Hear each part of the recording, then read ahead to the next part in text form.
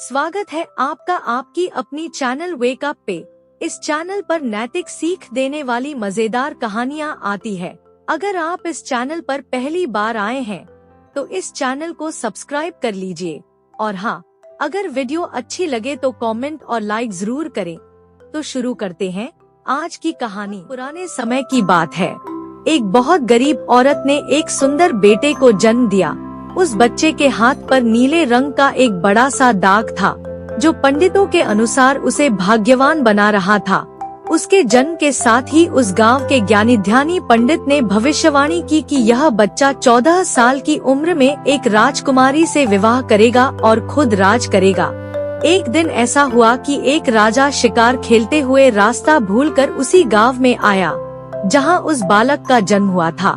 गांव वालों ने उस राजा को पहचाना नहीं, क्योंकि उन लोगों ने कभी उसे देखा ही नहीं। गांव के एक बूढ़े ने बातों बातों में राजा को बताया कि कुछ दिनों पहले उनके गांव में एक ऐसा बच्चा पैदा हुआ है, जो 14 साल की अवस्था में इस राज्य के राजा की लड़की से विवाह करेगा। राजा को यह बात सुनकर बहुत गुस्सा आया, क्योंकि कुछ दिन पहले उसके घर में एक बेटी का जन्म हुआ था।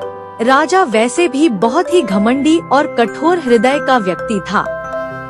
राजा ने सोचा कि क्यों न मैं उस गरीब औरत को कुछ धन देकर इसका बच्चा इससे ले लूं और इसका काम तमाम कर दे, तो न ही यह भाग्यवान बच्चा रहेगा और न ही मेरी राजकुमारी से विवाह कर पाएगा। वह गांव के उस बूढ़े से बोला, बाबा, तुम मुझे उस औरत के पास ले चलो। वह उस बच्चे को ठीक ढंग से नहीं पाल पाएगी। मैं उस बच्चे को अच्छे ढंग से पालकर बड़ा करूंगा। बूढ़ा उस राजा को उस भाग्यवान बच्चे की माँ के पास ले गया। राजा ने उससे अपना बच्चा देने की विनती की और बोला, तुम बहुत गरीब हो, इस बच्चे को कैसे पाल सकोगी? यह बच्चा मुझे दे दो, मैं इसे बहुत अच्छी तरह पालूंगा। वह गरीब औरत उसे अपना बच्चा देने से इनकार करती रही। तब राजा ने उसे बहुत सा धन दिया और बोला, इस धन से तुम अपना पेट पालना और जब यह तुम्हारा भाग्यवान बेटा बड़ा हो जाएगा तो खुद ही तुम्हारे पास आ जाएगा। गरीब माँ ने सोचा, चूँकि यह बहुत ही भाग्यशाली बच्चा है, इसीलिए यह अमीर आदमी इसे लेने मेरे घर आ पहुँचा है। शायद यही ईश्वर की इच्छा है। बहुत सोच विचार के बाद उस गरीब औरत ने अपना बच्चा राजा को दे दिया। राजा ने उस बच्चे के लिए एक लकड़ी का संदूक खरीदा और उस संदूक में डालकर बहते हुए पानी में छोड़ दिया। उसने सोचा कि दम घुटने से बच्चा इस संदूक के अंदर ही मर जाएगा। वह यह सोचकर मन ही मन बहुत खुश हो रहा था कि उसने अपनी प्यारी सी बेटी को उस अनचाहे पति से बचा लिया। मारने वाले से बचाने वाला बड़ा होता है। यही उस बच्चे के साथ भी हुआ। वह लकड़ी का संदूक बहते बहते एक पंचक्की में जाकर अटक गया। उस पंचक्की पर काम करने वाले नौकर ने जब वह लकड़ी का बक्सा देखा तो बहुत खुश हुआ। उसने सोचा कि उस बक्से में जरूर ढेर सारा धन होगा। उसने पानी में घुसकर इस संदूक को बाहर निकाला। जब उसने संदूक को खोला तो देखा कि गंदे से कपड़े पहने एक बच्चा उसमें सो रहा था। नौकर ने सोचा कि यह बच्चा मेरे किस काम का, क्यों न मैं इस बच्चे को पंचक्की के मालिक के पास ले जाऊं। वह जरूर इसे अपने पास रख लेगा, क्योंकि उसका अपना कोई बच्चा नहीं है। ऐसा सोचकर वह नौकर उस बच्चे को अपने मालिक के पास ले गया। पंचक्की का मालिक उस बच्चे को देखकर बहुत खुश हुआ। उसने सोचा कि शायद ईश्वर ने उसकी पत्नी की प्रार्थना सुन ली और इस बच्चे को उसके पास भेज दिया। उन दोनों पति पत्नी ने बड़े प्यार और लगन से उस बच्चे को पालना शुरू किया। जैसे जैसे कह बच्चा बड़ा होता गया, उसके चेहरे पर तेज आता गया। उसे कोई भी देखता तो देखता ही रह जाता। एक दिन एक घटना ऐसी घटी जिसने उस बच्चे के जन्म के समय की भविष्यवाणी को सच्चा सिद्ध कर दिया। राजा किसी काम से उसी रास्ते से बाहर जा रहा था जिस रास्ते पर वह पंचक्की थी। रास्ते में अचानक बहुत बड़ा तूफान आ गया, तो राजा को उसी पंचक्की के पास रुकना पड़ा। राजा ने उस सुंदर से युवक को दुकान पर बैठे देखा तो उस पंचक्की के मालिक से पूछा, क्या यह तुम्हारा बेटा है? यह तो बहुत ही सुंदर है। चक्की का मालिक बोला, यह मेरा बेटा ही है, क्योंकि हमने ही इसे पाल पोस कर बड़ा किया है।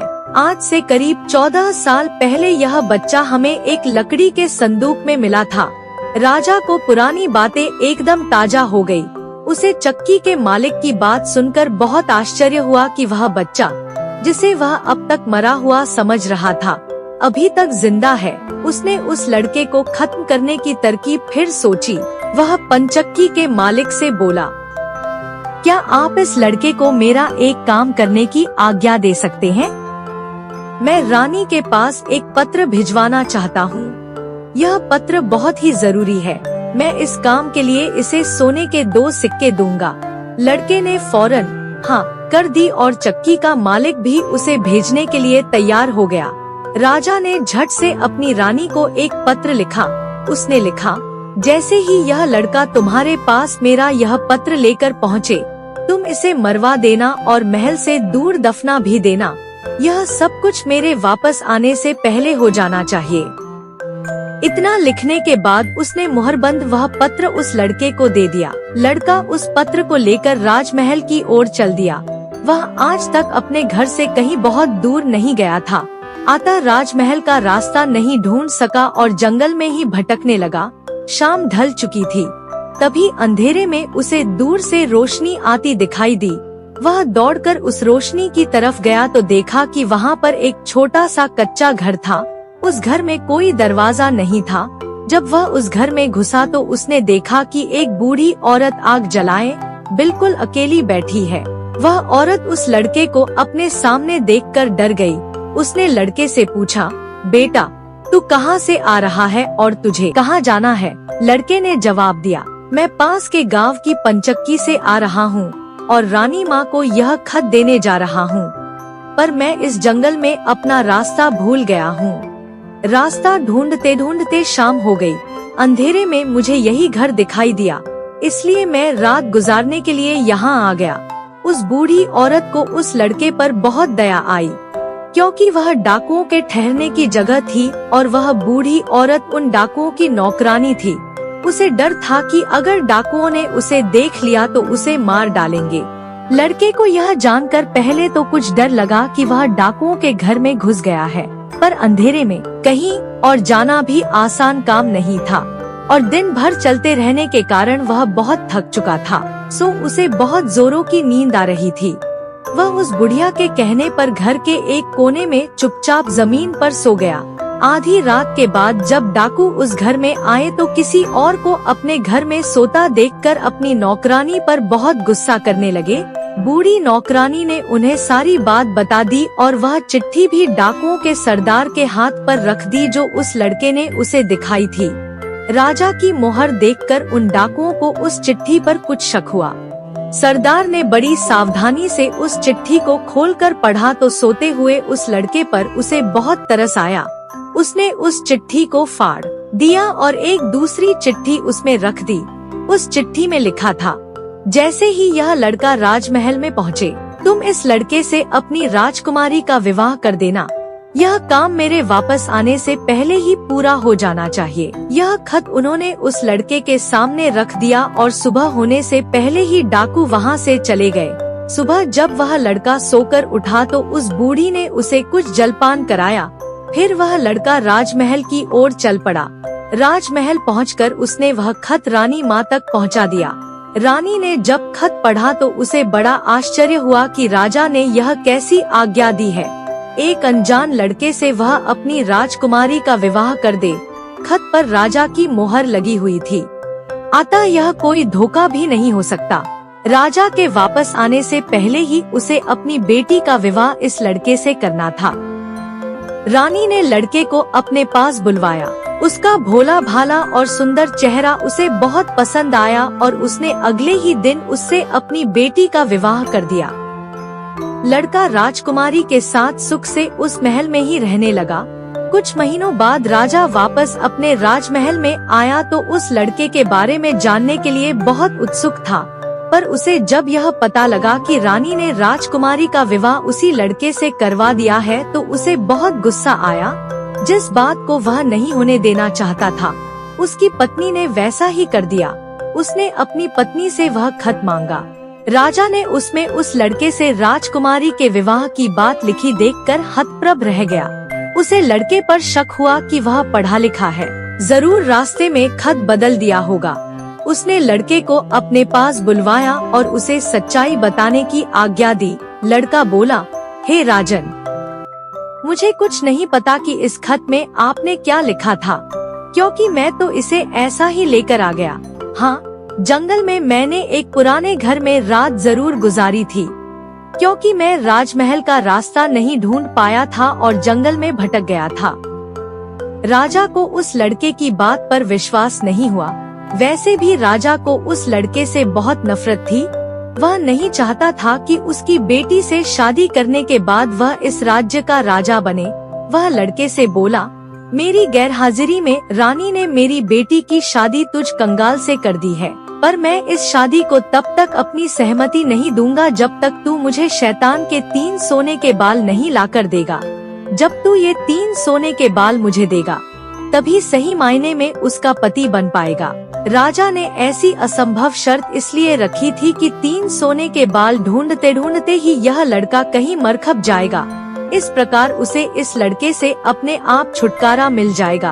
अब लड़के के आगे राजा की आज्ञा का पालन करने के अलावा कोई और रास्ता नहीं था, क्योंकि अगर वह राजा की आज्ञा का उल्लंघन करेगा तो भी राजा उसे मरवा देगा। इससे अच्छा है कि बाहर जाकर ढूंढने पर शायद वह 3 सोने के बाल लाने में सफल हो जाए। वह अगले दिन मुहंधेरे ही शैतान के सोने के बाल ढूंढने निकल पड़ा। चलते चलते वह एक बड़े शहर में पहुंचा। शहर की सीमा पर एक बड़ा सा गेट था, जिस पर हथियारबंद सिपाही पहरा दे रहा था। सिपाही ने उस लड़के से पूछा, यहाँ तुम्हारा क्या काम है? क्या तुम कुछ समझते और जानते हो? लड़का बोला, मैं सब कुछ समझता और जानता हूँ। सिपाही बोला, अगर तुम सब कुछ जानते हो तो हम पर भी एक मेहरबानी करो। हमें भी बताओ कि शहर की सीमा पर यह जो कुआं है, पहले इससे मीठा पानी निकलता था, पर अब इसमें पानी ही नहीं है, यह सूख गया है, क्यों? लड़का बोला, अभी तुम थोड़ा सब्र करो, जब मैं अपना काम खत्म करके वापस आऊंगा तो तुम्हें बताऊंगा। इतना कहकर वह गेट से निकलकर आगे गया। उसके बाद वह दूसरे शहर के बड़े से गेट के पास पहुंचा तो वहां पर भी एक हथियारबंद सिपाही पहरा दे रहा था। उस सिपाही ने भी उस लड़के से पहले वाले सिपाही जैसा सवाल पूछा, तो लड़के ने उसे भी वही जवाब दिया। सिपाही बोला, अगर तुम सब कुछ समझते और जानते हो तो कृपा करके मुझे इतना बताओ कि इस शहर की सीमा पर जो सेब का पेड़ लगा है, उसमें पहले सोने के सेब लगते थे, पर अब यह पूरी तरह सूख गया है। अब इसमें पत्तियां भी नहीं लगती, ऐसा क्यों? लड़का बोला, थोड़ा इंतजार करो, अपना काम पूरा करके आने पर मैं इसका जवाब तुम्हें बताऊंगा। इतना कहकर वह आगे चल दिया और चलते चलते तीसरे शहर की सीमा पर पहुंचा तो वहां पर एक बड़ी सी नदी थी, जिसमें एक छोटी सी नाव थी और एक नाविक उस पर बैठा था। नाविक ने उससे पूछा, तुम यहाँ क्यों आए हो और यहाँ के बारे में क्या समझते जानते हो? लड़का बोला, मैं सब कुछ जानता हूँ। नाविक बोला, अगर तुम सब कुछ समझते और जानते हो तो कृपा करके मुझे बताओ कि आने जाने के इस काम से मुझे छुटकारा कैसे मिलेगा? लड़का बोला, इस सवाल का जवाब मेरे वापस आने पर तुम्हें जरूर मिलेगा, पर पहले तुम मुझे नदी पार करवाओ। नाविक ने उसे अपनी नाव पर बैठाकर दूसरे किनारे पर छोड़ दिया। जैसे ही वह नदी के दूसरे किनारे पर गया, उसे वहां नीचे की ओर जाने वाला कच्चा और अंधेरा सा रास्ता दिखाई दिया। वह उसी रास्ते पर चल पड़ा। काफी नीचे पहुंचने पर उसे एक बूढ़ी औरत आंगन में बैठी हुई दिखाई पड़ी। जैसे ही उसने उस घर में प्रवेश किया तो उस बूढ़ी औरत ने उससे पूछा, अरे बच्चे, तू कौन है और यहाँ पर क्यों आया है? तुझे पता नहीं कि यहाँ पर शैतान रहता है? लड़का बोला, मैं ठीक जगह पर आ गया हूँ। अब तुम मेरी सहायता करो। मुझे शैतान के सिर के 3 सोने के बाल चाहिए, नहीं तो मुझे मेरी पत्नी वापस नहीं मिलेगी। बूढ़ी औरत बोली, बेटा, यह तो तेरी बहुत बड़ी मांग है, इसे पूरा करना इतना आसान नहीं है। जब राक्षस घर वापस आकर तुझे यहाँ देखेगा तो कच्चा ही चबा जाएगा, इसलिए मुझे ही तेरी रक्षा करनी पड़ेगी। उस बूढ़ी औरत को लड़के पर तरस आ गया। उसने चींटा बनाकर उसे अपनी स्कर्ट की चुन्नटों में छुपा लिया। लड़का बोला, बूढ़ी माँ, मुझे आपसे 3 सवालों के जवाब भी पूछने हैं।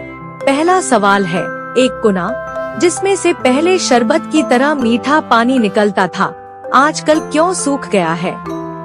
दूसरा सवाल है कि एक सेब का पेड़ जिस पर पहले सोने के सेब लगते थे, अब उस पर पत्ते भी नहीं लगते, वह पेड़ क्यों सूख गया है? तीसरा सवाल है कि एक नाविक को क्यों हमेशा इधर से उधर जाना पड़ता है, उसे इससे छुटकारा क्यों नहीं मिलता? बूढ़ी धाय माँ बोली, ये तीनों बड़े कठिन सवाल हैं। इन सवालों के जवाब भी हमें राक्षस से ही मिल सकते हैं। मैं तेरे लिए यह कोशिश भी जरूर करूंगी, पर अब तू चुपचाप छुप जा, नहीं तो जिंदा नहीं बच सकता। शाम को राक्षस घर पहुंचा। अंदर घुसते ही उसने शोर मचाना शुरू कर दिया। मुझे अपने घर में किसी मनुष्य की गंध आ रही है, आज जरूर कुछ गड़बड़ है। यहाँ कौन आदमी आया था? इतना कहकर उसने पूरे घर में झांक कर देखा, पर उसे कोई भी मनुष्य नहीं मिला। उसकी धाय माँ उस पर गुस्सा करने लगी और बोली, अभी कुछ देर पहले ही तो मैंने पूरा घर साफ किया है, मुझे तो यहाँ कोई मनुष्य नहीं दिखाई दिया। लगता है तेरी नाक में ही मानस गंध घुस गई है। चुपचाप आराम से बैठ और भोजन कर। राक्षस को जब कोई मनुष्य नहीं मिला तो उसे अपनी धाय माँ की बात पर विश्वास करना पड़ा। वह चुपचाप खाना खाकर वहीं जमीन पर बिछी हुई बड़ी सी चटाई पर लेट गया। लेटते ही उसे नींद आ गई। उसकी धाय माँ भी आज उसके पास बिछी दूसरी चटाई पर लेट गई, क्योंकि आज उसे उस राक्षस के बालों से उसके सोने के 3 बाल तोड़ने थे। जब राक्षस नींद में जोर जोर से खर्टी लेने लगा तो धाय माँ ने उसके सिर से सोने का एक बाल उखाड़ लिया। राक्षस दर्द से करा उठा। ओ माँ, तू यह क्या कर रही है? मेरे बाल क्यों खींच रही है? धाय माँ बोली, बेटा, मैंने अभी भयंकर सपना देखा तो डर के मारे तेरे बाल पकड़ लिए।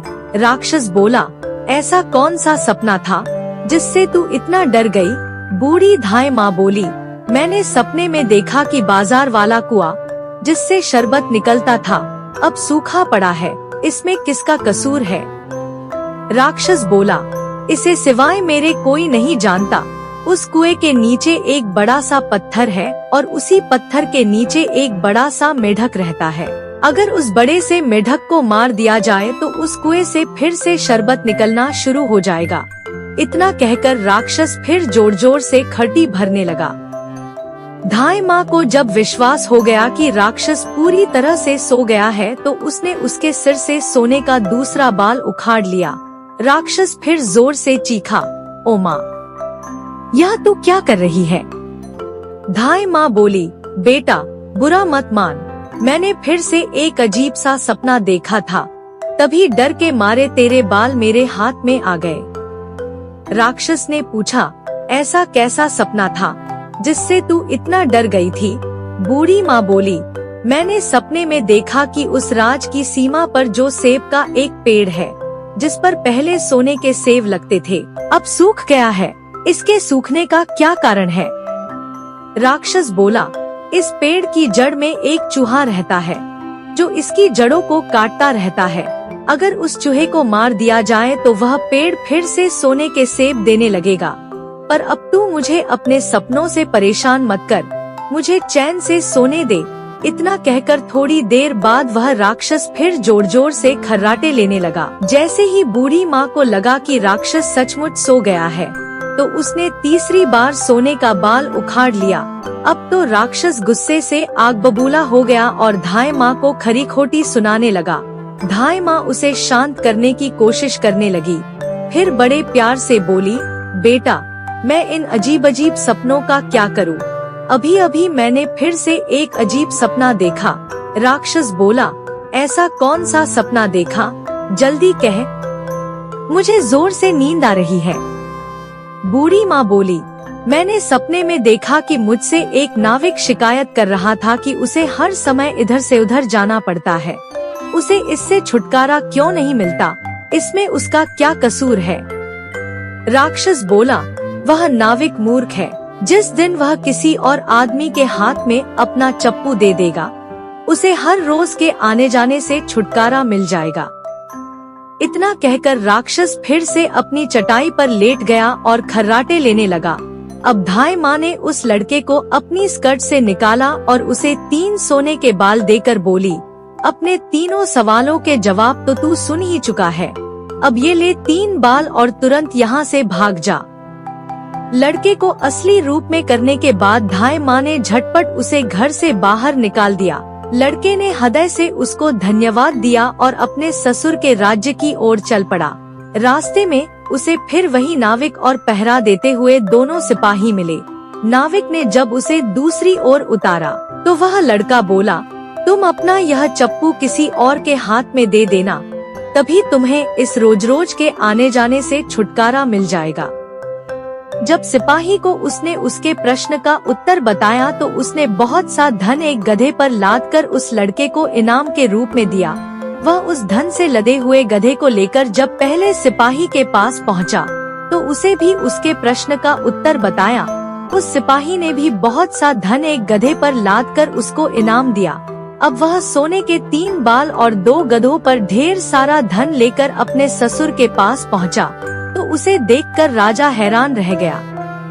तीनों बाल और धन से भरे हुए 2 गधों को देखकर राजा ने उससे पूछा, तुम्हें यह इतना ढेर सारा धन कहाँ से मिला? लड़का बोला, मैं नदी के उस पार गया था, वहाँ मुझे बहुत सारा धन मिला, उसमें से कुछ धन मैं अपने साथ ले आया। राजा को लालच आ गया। वह लड़के से बोला, क्या मैं भी नदी के उस पार से तुम्हारी तरह कुछ धन ला सकता हूँ? लड़का बोला, क्यों नहीं? उस नदी में नाव पर एक नाविक बैठा है, जो अपनी नाव से आपको उस पार ले जाएगा, पर आप उसका चप्पू उससे लेकर नाव को खुद चलाएंगे तो नदी की दूसरी ओर पहुंचकर ढेर सारा धन ले आएंगे। लालची राजा इतना सुनकर नदी की ओर चल पड़ा। वहाँ सचमुच ही एक छोटी सी नाव पर एक नाविक बैठा था। राजा उस नाविक के पास गया और उसके हाथ से उसका चप्पू लेकर खुद नाव चलाने लगा। अब उस नाविक को रोज के आने जाने से छुटकारा मिल गया और राजा को उस नाविक की जगह हर समय नाव पर इधर से उधर जाने की सजा मिली। दोस्तों, एक और नई कहानी की ओर बढ़ने से पहले कृपया इस वीडियो को लाइक और इस चैनल को सब्सक्राइब कर लीजिए। तो शुरू करते हैं एक और नई कहानी। बहुत पुराने जमाने की बात है। एक राजा था। उसके महल में एक बहुत सुंदर बाग था। बाग में तरह तरह के फूलों के पौधे और अनेक प्रकार के मीठे फलों के पेड़ थे। लेकिन इस बाग में सबसे आश्चर्यजनक चीज थी एक सेब का पेड़, जिसमें सोने के सेब लगते थे। राजा ने इस पेड़ की देखभाल का खास इंतजाम कर रखा था। जब इसके फल पकते थे तो चौकीदार रात दिन पेड़ का पहरा दिया करते थे, ताकि कोई सोने का सेब चुरा कर न ले जाए। लेकिन एक दिन की बात है कि बाग के माली ने जब सोने के सेबों को गिना तो उसमें से एक सेब गायब था। उसने दौड़कर राजा को खबर दी। राजा फौरन बाग में पहुंचा। उसे यह देखकर बड़ा आश्चर्य हुआ कि देखभाल का इतना पक्का इंतजाम होने पर भी एक सेब किसी ने चुरा लिया। राजा ने ऐलान किया कि जो कोई भी सोने के सेब को चुराने वाले चोर का पता देगा, उसे इनाम दिया जाएगा। सबसे बड़े राजकुमार ने राजा से कहा कि रात में वह पहरा देगा और चोर को पकड़ने की कोशिश करेगा। राजा ने उसे इसकी इजाजत दे दी। बड़ा राजकुमार रात में पहरा देने लगा, लेकिन 2 घंटे बाद ही उसे नींद आ गई और वह सो गया। सुबह उठकर जब उसने सेबों को गिना तो वह देखकर चकित रह गया कि रात भर में एक और सेब गायब हो गया था। इसके बाद दूसरी रात को मंझले राजकुमार ने पहरा देने का काम संभाला। उसे भी नींद आ गई और तीसरा सेब चोरी हो गया। राजा बहुत चिंतित था। दरबारियों की भी समझ में नहीं आ रहा था कि क्या किया जाए। सब लोग उदास बैठे थे कि इतने में सबसे छोटा राजकुमार आया और उसने कहा कि आज की रात मैं पहरा दूंगा और चोर को पकड़ूंगा। राजा इस राजकुमार से खुश नहीं रहता था, वह उसे मूर्ख भी मानता था। उसने उसे डांटते हुए कहा, तुम क्या समझते हो, क्या तुम्हें इसमें सफलता मिलेगी? तुमसे बड़े और तुमसे ज्यादा समझदार दोनों राजकुमार इस काम में असफल हो चुके हैं। तुम जाओ अपना काम करो। लेकिन छोटा राजकुमार नहीं माना। उसने राजा से प्रार्थना की कि उसे एक मौका जरूर दिया जाए। अंत में राजा राजी हो गया। राजकुमार रात में पहरा देने लगा। उसने तय किया कि वह किसी भी हालत में नहीं सोएगा और चोर को जरूर पकड़ेगा। जब आधी रात हुई और 12 बजे का आखिरी घंटा बजा, तो राजकुमार ने देखा कि एक सुंदर सोने की चिड़िया कहीं से उड़ती हुई आई और सेब के पेड़ पर बैठ गई। उसने देखते ही देखते सोने का एक सेब तोड़कर अपनी चोंच में पकड़ लिया। राजकुमार ने फौरन निशाना साधकर तीर चला दिया, लेकिन तीर चिड़िया को नहीं लगा और वह पंख फड़फड़ाकर उड़ गई। हाँ, इतना अवश्य हुआ कि उसका एक सुनहरा पंख टूटकर जमीन पर आ गिरा। दूसरे दिन सुबह को राजकुमार ने राजा को सारी बात बता दी और वह सोने का पंख उनके सामने रख दिया। पंख इतना सुंदर और इतना कीमती था कि राजा उसे देखता ही रह गया। राजा ने कहा, अगर उस चिड़िया के एक पंख इतना सुंदर है, तो वह पूरी चिड़िया कितनी सुंदर होगी। मैं चाहता हूँ कि उस चिड़िया को कोई पकड़ लाए। सबसे पहले बड़ा राजकुमार इस काम के लिए रवाना हुआ। चलते चलते वह एक जंगल में पहुंचा। वहां उसने एक लोमड़ी को एक पेड़ के नीचे आराम करते हुए देखा। राजकुमार ने मौका देखकर तीर अपने धनुष पर चढ़ा लिया। वह तीर छोड़ने ही जा रहा था कि लोमड़ी ने चिल्लाकर कहा, राजकुमार, मुझे मत मारो। मुझे पता है कि तुम सोने की चिड़िया की खोज में निकले हो। तुम मेरी राय मानो तो तुम्हारा काम जल्दी ही पूरा हो जाएगा। तुम इसी रास्ते से सीधे चले जाओ। शाम होने पर तुम एक गांव में पहुंचोगे। वहां तुम्हें आमने सामने 2 सराय मिलेंगी। एक सराय खूब सजी सजाई और सुंदर सी होगी, लेकिन तुम उसमें मत ठहरना। तुम उसके सामने वाली दूसरी सराय में ठहरना, जो बहुत मामूली और देखने में भी भद्दी सी होगी। ऐसा करने पर तुम्हारा काम आसानी से पूरा हो जाएगा। लोमड़ी की बात सुनकर राजकुमार को हंसी आ गई। उसने डांटकर कहा, भाग जा यहाँ से, मुझे तुम्हारी सलाह की जरूरत नहीं है। यह कहकर उसने तीर छोड़ दिया, लेकिन लोमड़ी बहुत चालाक थी। वह बचकर निकल भागी। राजकुमार आगे चलता गया। शाम को जब वह एक गांव में पहुंचा, तो उसने देखा कि वहां सड़क के किनारे सचमुच 2 सरायें थीं। उनमें से एक सराय खूब सजी सजाई थी और उसके अंदर से लोगों के नाचने गाने की आवाजें आ रही थी। दूसरी सराय भद्दी सी थी और वहां अंधेरा घिरा हुआ था। राजकुमार सजी सजाई सराय में ठहर गया। थोड़ी देर में वह भूल गया कि वह असल में सोने की चिड़िया की खोज में निकला था। उधर जब काफी समय बीत गया और बड़ा राजकुमार नहीं लौटा, तो मंझला राजकुमार सोने की चिड़िया की खोज में चल पड़ा। वह भी उसी तरह चलते चलते जंगल में पहुंचा, तो वही लोमड़ी उसे भी मिली। इस राजकुमार ने भी लोमड़ी की बात पर कोई ध्यान नहीं दिया। जब वह शाम को उस गांव में पहुंचा, तो बड़े राजकुमार की तरह सजी सजाई सराय में ठहरा। वहां के नाच रंग में मस्त होकर वह भी अपना काम भूल गया। यहाँ तक कि उसे घर लौटने की भी सुध न रही। अंत में सबसे छोटे राजकुमार ने राजा से कहा कि मैं सोने की चिड़िया की खोज में जाऊंगा। राजा को विश्वास था कि जब उससे बड़े दोनों राजकुमार इस काम में सफल नहीं हुए, तो इसे और भी सफलता नहीं मिलेगी। लेकिन उसके जिद करने पर राजा ने उसे इजाजत दे दी।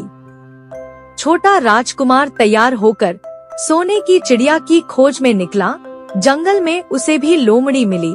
राजकुमार ने लोमड़ी की बात को ध्यान से सुना और लोमड़ी से कहा, ठीक है, तुम जैसे कह रही हो मैं वैसा ही करूँगा। अब तुम जाओ, मैं तुम्हें नहीं मारूंगा। इस पर लोमड़ी खुश होकर बोली, तुम सबसे अच्छे लड़के मालूम होते हो। तुमने मेरी बात का मजाक नहीं उड़ाया और मुझ पर तीर नहीं चलाया। मैं तुमसे खुश हूँ। और तुम्हारी मदद करूंगी। आओ, तुम मेरी पूंछ पर बैठ जाओ, मैं तुम्हें उस सराय तक पहुंचा देती हूँ। देखते ही देखते लोमड़ी की पूंछ काफी बड़ी हो गई और राजकुमार उस पर बैठ गया। उसके बैठते ही लोमड़ी हवा में उड़ने लगी और थोड़ी ही देर में मैदानों और पहाड़ों को पार करके उसी गांव में जा पहुंची।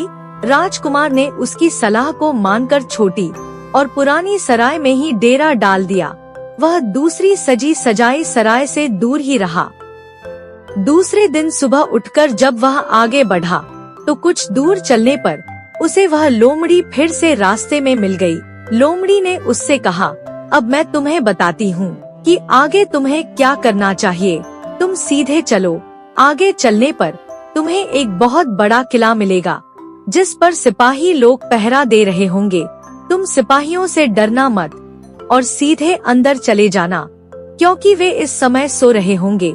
तुम बेधड़क होकर किले में घुसते चले जाना और उनके कमरों को पार करते हुए उस जगह पहुंच जाना जहां लकड़ी के एक मामूली से पिंजरे में सोने की चिड़िया बंद है।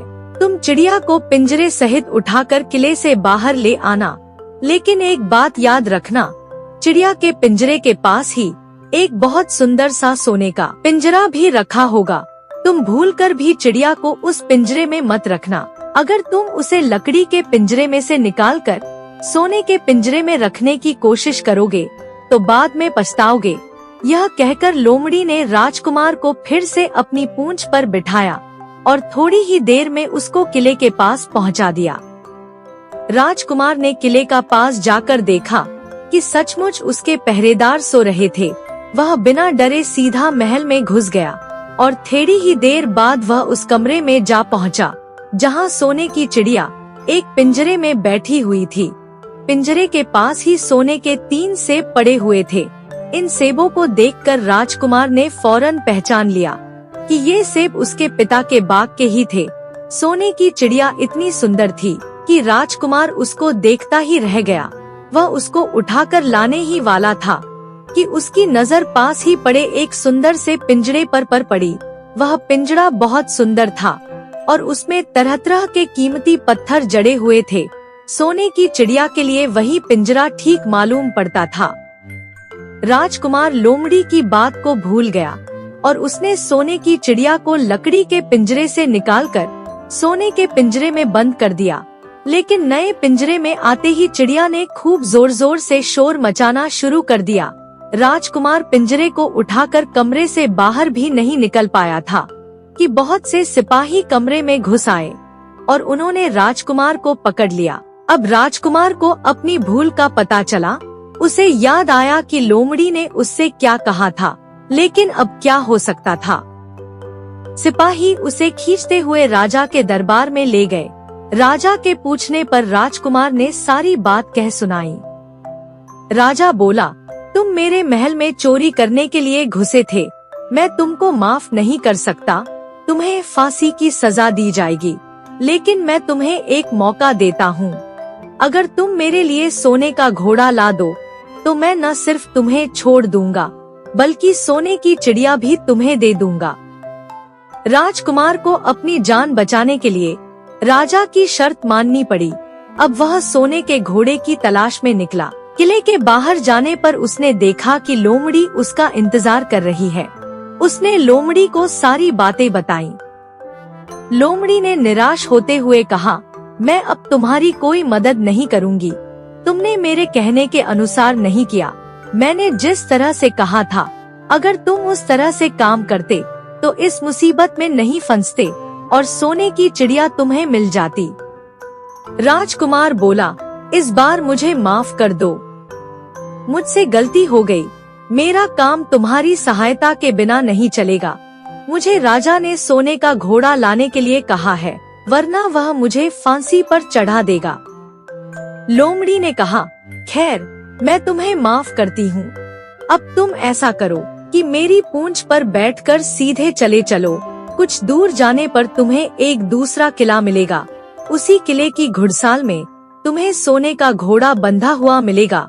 महल के नौकर चाकर सब सो रहे होंगे। तुम चुपचाप जाना और घोड़े को खोल लेना, लेकिन एक बात याद रखना, वहाँ घोड़े के पास ही घोड़े पर कसने के लिए 2 रस्सी रखी होगी।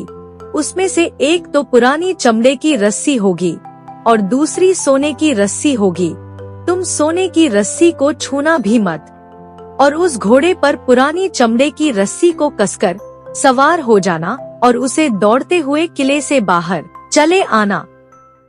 राजकुमार ने वादा किया कि वह ठीक ठीक वैसा ही करेगा। लोमड़ी ने उसको अपनी पूंछ पर बैठाया और कुछ ही देर में वह उसे लेकर किले के पास जा पहुंची। किले के पास पहुंचते ही लोमड़ी ने उसे नीचे उतारा और फिर वहां से चली गई। राजकुमार सीधा फाटक से किले में घुस गया। अंदर जाकर उसने देखा कि वहां के सभी नौकर चाकर सोए हुए थे। थोड़ी ही देर में वह किले की घुड़साल में जा पहुंचा। वहां एक बहुत सुंदर सुनहरा घोड़ा बंधा हुआ था। राजकुमार ने पास जाकर देखा कि वह घोड़ा सचमुच सोने का था। ऐसा सुंदर घोड़ा उसने सपने में भी नहीं देखा था। उसने आगे बढ़कर घोड़े को खोल लिया। जब वह बाहर निकलने लगा तो उसकी नजर एक कोने में पड़ी हुई सोने की रस्सी पर गई। यह रस्सी बहुत सुंदर थी और इसमें हीरे मोती जड़े हुए थे। उसके पास ही एक फटी पुरानी चमड़े की रस्सी पड़ी हुई थी। इतने सुंदर घोड़े पर पुराने चमड़े की रस्सी कसना राजकुमार को अच्छा नहीं लगा। उसने सोने की रस्सी उठा ली और घोड़े पर कसना शुरू किया। इतने में घोड़ा जोर से हिनहिना उठा। किले के नौकर चाकर जाग गए। थोड़ी ही देर में राजकुमार पकड़ लिया गया। राजकुमार को सिपाहियों ने हाथ बांधकर अपने राजा के सामने पेश किया। राजा ने सारी बातें सुनकर कहा, तुमने मेरे घोड़े को चुराने की कोशिश की है, इसलिए तुम्हें फांसी की सजा दी जाएगी।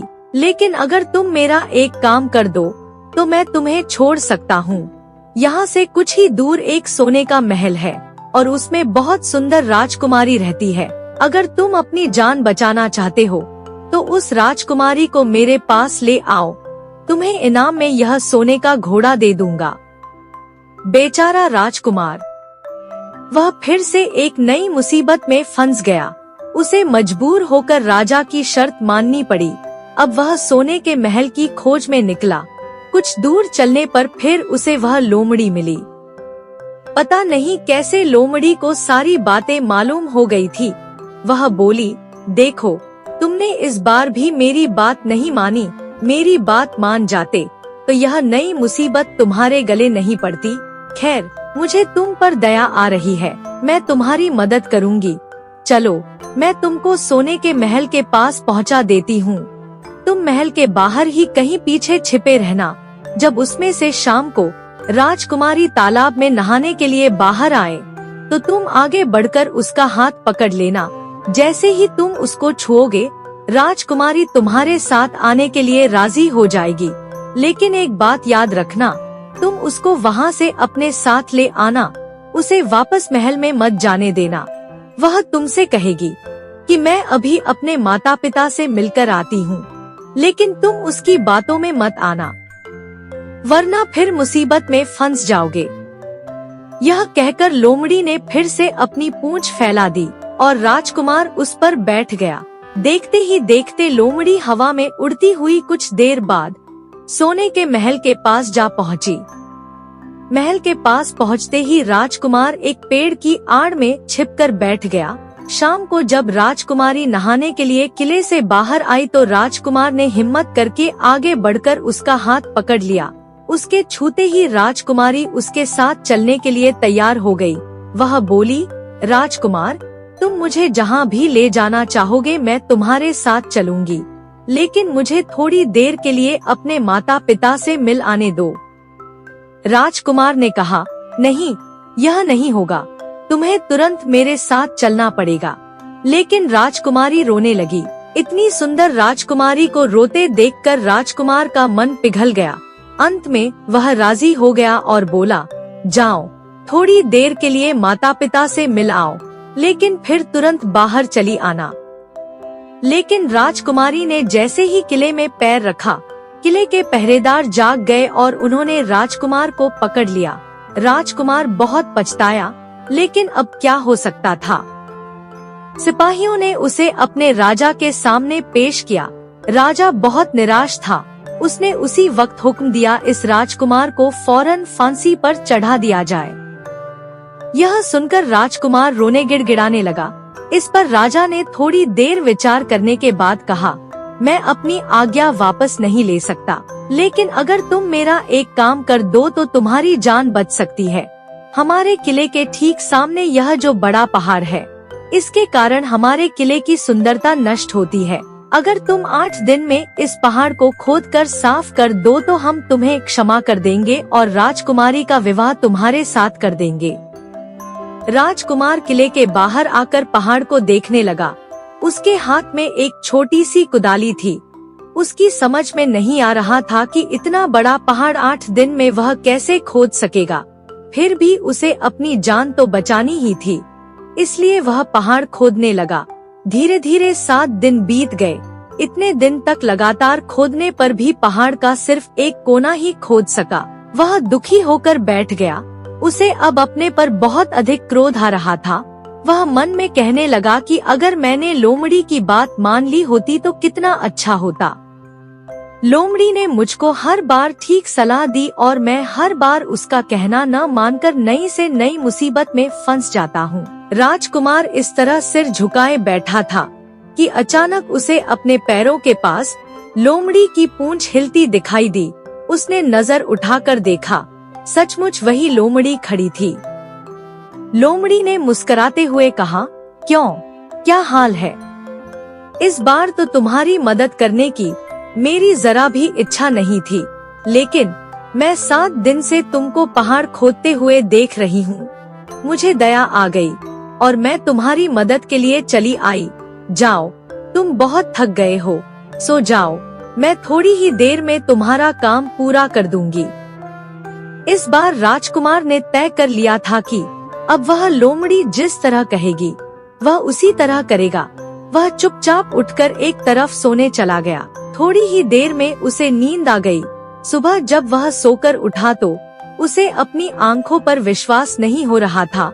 वहाँ कहीं भी पहाड़ का नामो निशान नहीं था और महल का सुंदर दृश्य दिखाई दे रहा था। राजकुमार सीधा राजा के पास पहुँचा। राजा उसके काम पर बहुत खुश था। उसने तुरंत अपने वादे के अनुसार राजकुमारी के साथ उसका विवाह कर दिया। जब राजकुमार उस सुंदर राजकुमारी के साथ कुछ दूर चला तो उसे रास्ते में फिर वही लोमड़ी मिली। लोमड़ी बोली, बधाई हो राजकुमार। राजकुमारी के साथ तुम्हें देखकर मुझे बड़ी खुशी हो रही है, लेकिन अब तुम्हें सोने का घोड़ा और सोने की चिड़िया भी प्राप्त करनी चाहिए, क्योंकि वे दोनों चीजों के लायक तुम ही हो और तुम उन्हें आसानी से प्राप्त कर सकते हो। राजकुमार बोला, लेकिन भला मुझे सोने का घोड़ा और सोने की चिड़िया कैसे मिल सकती है? मैं तो इस राजकुमारी को भी उस राजा के लिए ले जा रहा हूँ। लोमड़ी ने कहा, नहीं, तुम ऐसा काम कभी मत करना। इस राजकुमारी के साथ तुम्हारा विवाह हुआ है और यह अब तुम्हारी ही है। अगर तुम मेरे कहने के अनुसार काम करो तो तुम्हें सोने का घोड़ा और सोने की चिड़िया भी मिल सकती है। तुम पहले इस राजकुमारी को लेकर सोने के घोड़े वाले राजा के पास जाओ। राजा खुश होकर तुमको सोने का घोड़ा दे देगा। तुम घोड़े पर सवार हो जाना और सवार होकर सबसे विदा लेना। राजकुमारी से तुम सबसे बाद में विदा लेना। जैसे ही तुम राजकुमारी के पास पहुँचो, तुम उसे हाथ से पकड़कर घोड़े के ऊपर खींच लेना और घोड़े को दौड़ा देना। सोने का घोड़ा इतना तेज दौड़ता है कि दुनिया का तेज से तेज घोड़ा भी उसकी बराबरी नहीं कर सकता। जाओ, तुम पहले इतना काम पूरा करो, इसके बाद आगे का काम मैं तुम्हें बाद में बताऊंगी। मैं तुम्हें वहाँ रास्ते में मिलूंगी।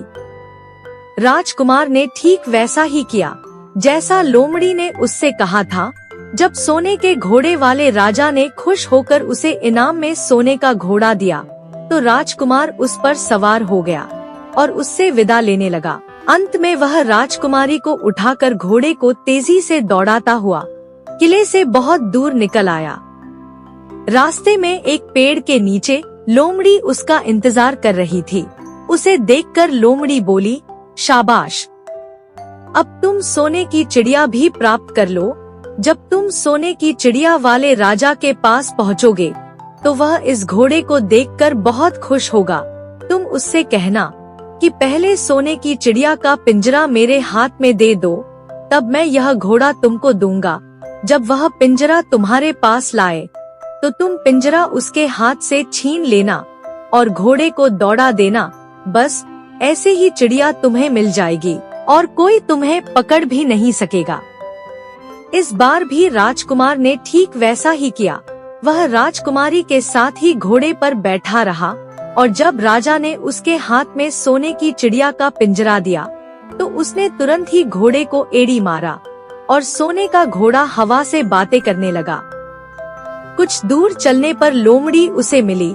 राजकुमार ने उससे कहा, तुमने मेरी बड़ी मदद की है।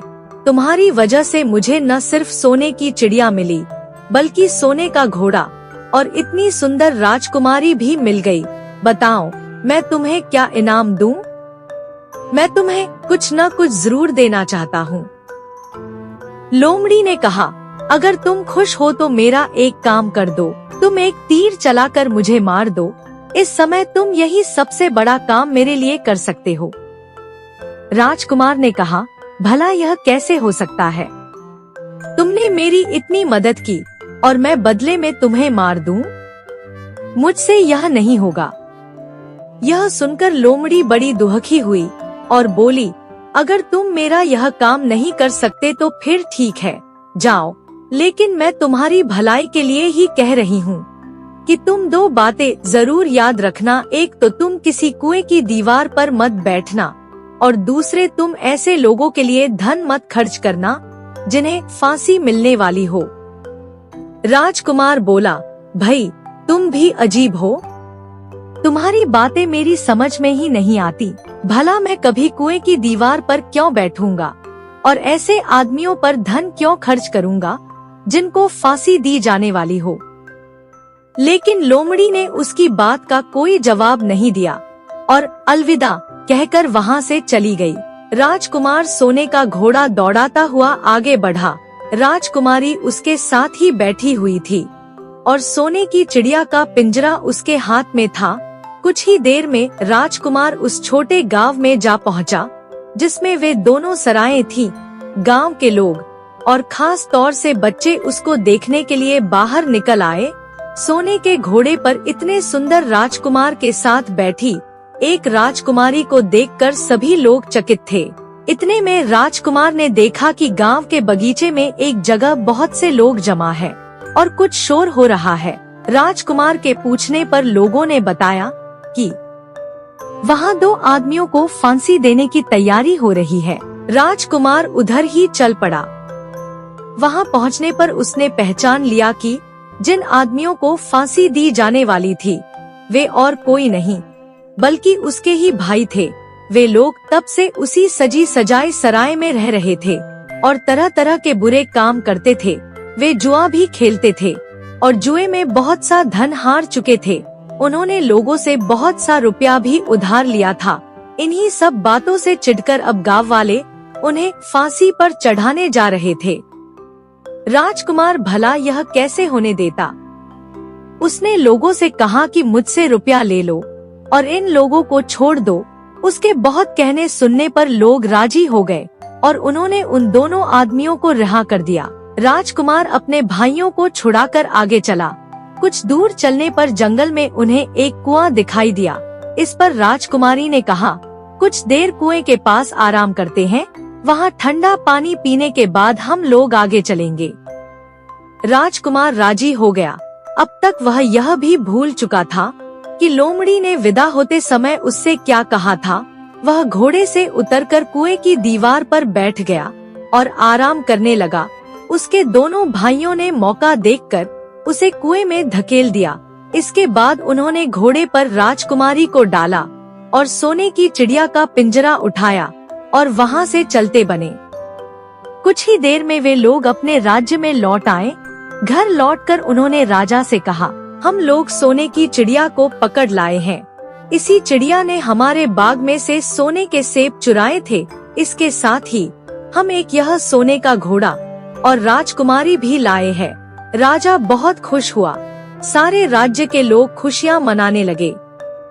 लेकिन राजकुमारी खुश नहीं थी। वह बराबर रोती रहती थी। उसने खाना पीना छोड़ दिया। यही नहीं, घोड़े ने भी दाना पानी बंद कर दिया और सोने की चिड़िया भी उदास रहने लगी। राजा ने बहुत कोशिश की, लेकिन न तो वह राजकुमारी खुश हुई और न सोने के घोड़ा कुछ खा रहा था, और सोने की चिड़िया ने भी दाना खाना छोड़ दिया। उधर छोटा राजकुमार जो कुएं में गिर गया था, लेकिन वह मरा नहीं। कुआं बहुत गहरा था, लेकिन उसमें पानी बहुत थोड़ा था। वह कुएं में बैठा बैठा अपने भाग्य को कोसता रहा। अब उसे फिर उसी लोमड़ी की याद आई और वह पछताने लगा कि अगर मैंने उसका कहना मान लिया होता तो मैं मुसीबत में नहीं फंसता। राजकुमार ने जैसे ही लोमड़ी को याद किया, लोमड़ी ना मालूम कैसे कुएं के मुंह पर आ पहुंची और बोली, देखो राजकुमार, मैंने पहले ही तुम्हें समझाया था कि किसी कुएं की दीवार पर मत बैठना और ऐसे आदमियों की मदद मत करना जिन्हें फांसी दी जाने वाली हो, लेकिन तुम नहीं माने। खैर चलो, अब आखिरी बार मैं फिर तुम्हारी मदद कर देती हूँ। लो, मेरी पूंछ पकड़कर कुएं से बाहर निकल आओ। यह कहकर लोमड़ी ने अपनी पूंछ कुएं में लटका दी। देखते ही देखते पूंछ इतनी लंबी हो गई कि कुएं के पेंदे में पड़े राजकुमार के पास तक जा पहुंची। राजकुमार उसे पकड़कर कुएं से बाहर निकल आया। लोमड़ी ने उससे कहा, जाओ, अब तुम अपने घर जाओ, लेकिन जरा होशियार रहना। तुम्हारे भाई तुम्हारी जान के दुश्मन हैं। वे लोग जरूर तुमको ढूंढ रहे होंगे। राजकुमार घर की ओर चल पड़ा। अपने राज में पहुंचने पर उसे एक भिखारी मिला। भिखारी को उसने अपने सुंदर कपड़े दान में दे दिए और उसके भद्दे पुराने कपड़े पहन लिए।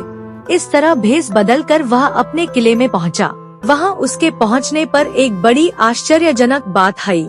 सोने का घोड़ा खुशी से हिनहिनाने लगा और दाना खाने लगा। सोने की चिड़िया भी अपने पिंजरे में खुशी से फुदकने लगी और गाना गाने लगी। राजकुमारी ने अपने आंसू पोंछ डाले और वह भी खुश दिखाई देने लगी।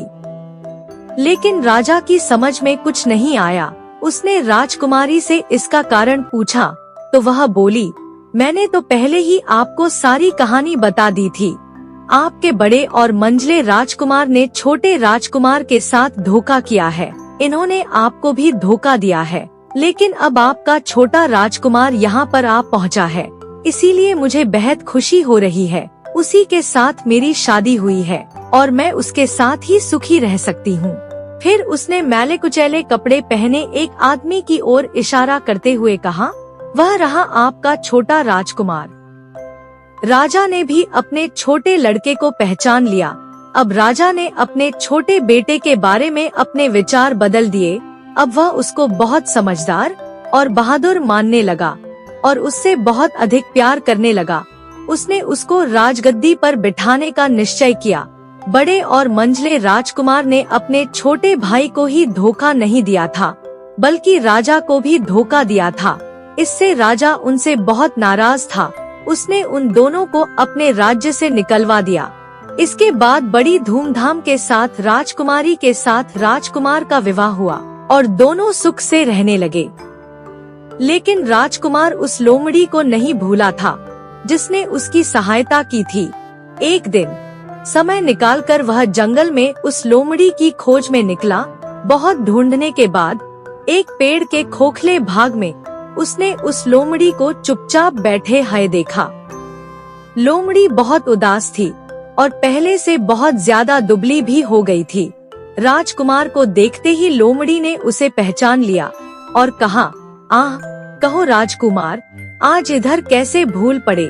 राजकुमार ने कहा, मैं आज तुम्हें ही ढूंढने के लिए आया हूँ। चलो मेरे बाग में आराम से रहना, वहाँ तुम्हें किसी तरह की तकलीफ नहीं होगी। यहाँ तो जंगल में तुम्हें खाने पीने की तकलीफ होती होगी और जंगली जानवरों और शिकारियों का डर बना रहता होगा। लोमड़ी ने कहा, नहीं राजकुमार, मैं यहाँ ठीक हूँ और भला अब तुम्हें मेरे दुहक से क्या लेना देना। तुम्हारा काम निकल गया, अब तुम सुख से अपने राज्य में रहो। राजकुमार बोला, नहीं, तुमने मेरा बड़ा उपकार किया है, मैं तुम्हें इनाम देना चाहता हूँ। और अपने साथ ही रखना चाहता हूँ। राजकुमारी भी बहुत खुश होगी, वह भी तुमसे मिलना चाहती है। लोमड़ी बोली, अगर तुम सचमुच मुझे इनाम देना चाहते हो तो मेरा एक काम कर दो। मैंने तुमसे पहले भी कहा था कि तुम तीर चलाकर मुझे मार दो, इसी से मेरा लाभ होगा।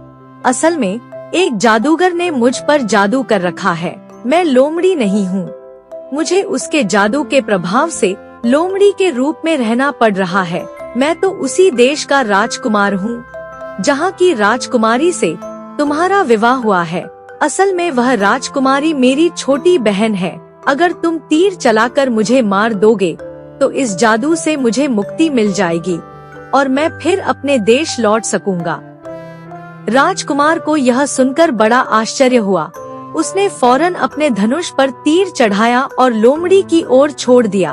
तीर के लगते ही लोमड़ी मर गई और उसमें से एक सुंदर सा राजकुमार निकल आया। फिर दोनों राजकुमार आपस में गले मिले। इसके बाद दोनों राजकुमार वापस महल में लौट आए। वहाँ राजकुमारी अपने भाई से मिलकर बहुत खुश हुई। दोस्तों, उम्मीद है आपको यह कहानी पसंद आई होगी। अगर पसंद आए तो इस वीडियो को एक प्यारा सा लाइक और ज्यादा से ज्यादा शेयर करें और जाते जाते इस चैनल को सब्सक्राइब जरूर करें, जिससे कि आगे आने वाली नई वीडियो की नोटिफिकेशन आपको मिलती रहे। तब तक के लिए मेरे इस चैनल पर बने रहे। धन्यवाद।